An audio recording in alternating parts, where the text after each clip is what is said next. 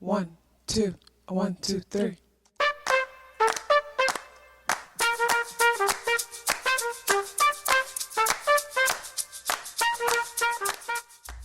Self-awareness is a superpower. My name is KathyLaDonna. Welcome to Soul and Vibration.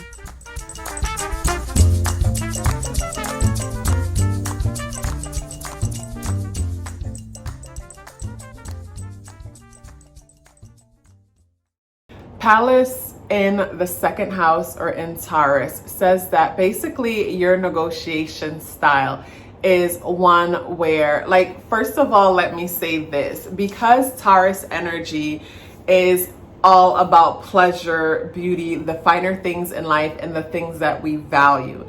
I feel like when it comes to negotiating, I don't like, first of all, like working in the beauty industry, Taurus people are the ones who are not going to come in and ask for a deal or try to negotiate anything when it comes to, their beauty or the things that they want. It's like, basically, it is what it is. Like, there's a budget for their beauty. And I honestly joke with one of my Taurus clients all the time, and I'll say, you would probably let your light get cut off so you can get your hair done. And she'll laugh and she'll say, girl, you know it.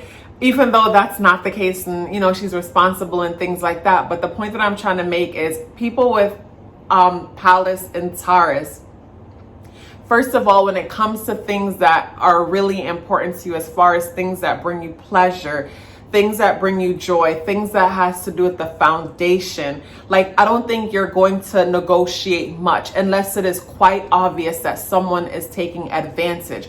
But you're not the kind of person that's going to penny pinch when it comes to negotiating, especially, like I said, if whatever it is that you are getting in return is valuable to you. And another thing too, with Taurus energy being so stubborn, once you've made your mind up, your mind is made. Like, my mom has her moon in Taurus, and I remember, and she has strong number 8 energy in her chart.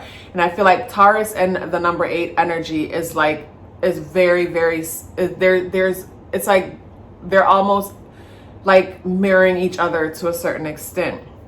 And I remember as a kid, when I would ask my mom for something and she would say no, I would just bust out and start crying, because I know that, like, she's not going to, like, that's just a no. Like, the no can't be unturned. It's just fixed. So basically, when it comes to, say, your negotiation style when you were a child growing up, like, you're fixed in your ways. Like, it is what it is. Like, once you've made up your mind, it is what it is.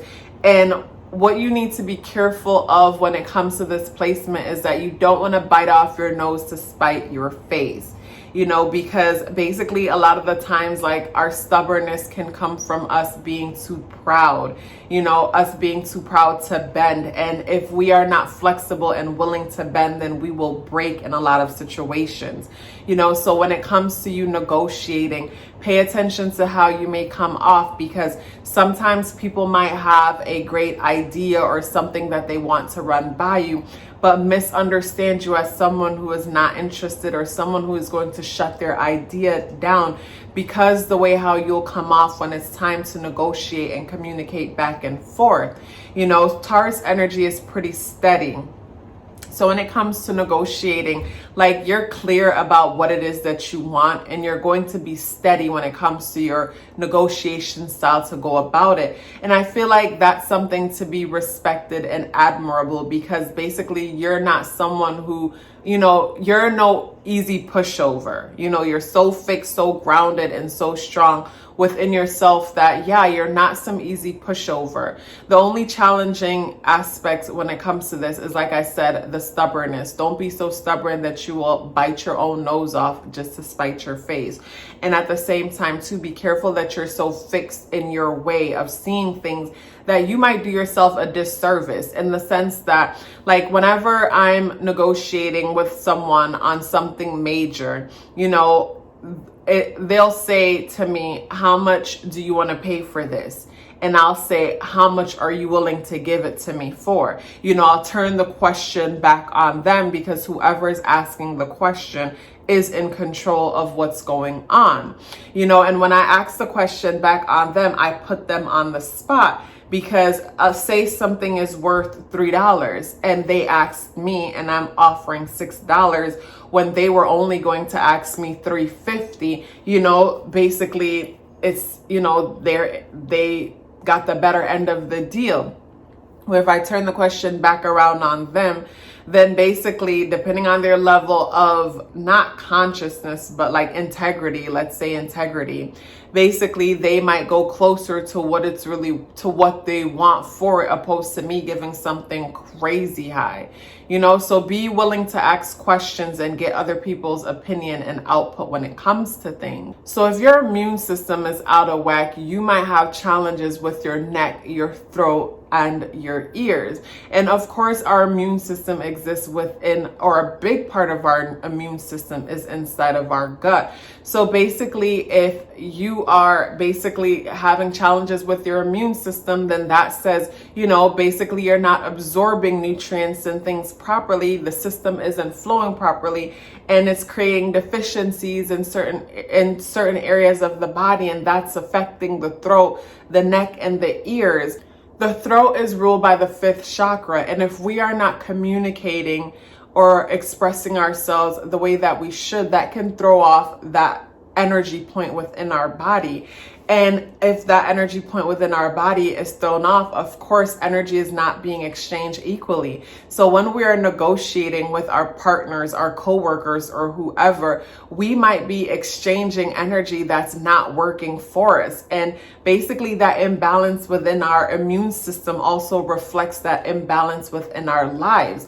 You know, so pay attention to your body. Your body is a perfect reflection of what's going on in your life. So yeah, the throat, the ear, and the neck plays a big part, has a lot to do with Pallas in Taurus or the 2nd house. And if you're experiencing any kind of basically issues with your immune system, like that's something that will be getting your attention to bring your awareness to that aspect of your life. You know, Pallas talks about our relationship with our father, and assuming your relationship with your father or the masculine energy within your life played a big role on your negotiation style. Like maybe your father was someone who negotiated in a way, or father figure was someone who negotiated in a way that was very steady, took his time. Or even your mother, if your mother raised you and was the father figure, basically their approach and the way they did things taught you the importance of taking your time when it comes to negotiating, and the importance of value and quality over quantity, you know, some things like that. You know, if you haven't subscribed to this channel already, please do so. I would really appreciate it. And let me know that you are still here with me by dropping me a yellow heart in the comment box below. I would love to hear from you. Love yourself as if your life depended on it, because it does. Take care of yourself, and I look forward to seeing you in the next video.